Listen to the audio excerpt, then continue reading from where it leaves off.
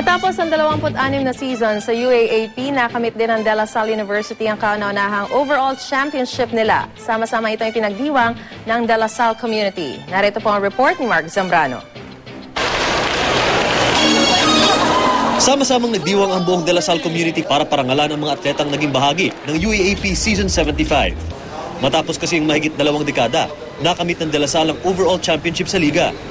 Humakot ng 293 points sa 28 sports events ang Lasallian athletes sa 2012-2013 season.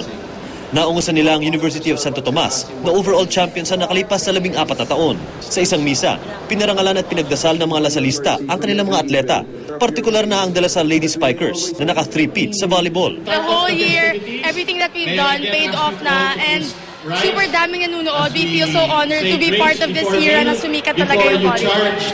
We feel so blessed kasi people keep on supporting the team and syempre Team La Salle.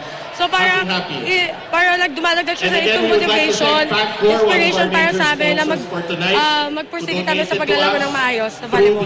Sabi ko sa mga bata, kailangan lang talagang maniwala sa sarili.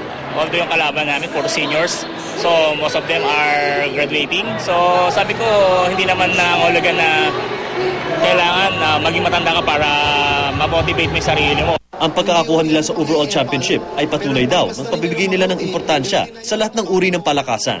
Palagay ko yung impact ng pagpapanalo ng ating women's volleyball at saka yung game, the game itself, no? Nabago yung pagtingin ng Pilipino na hindi lang pala basketball ang magandang panoorin.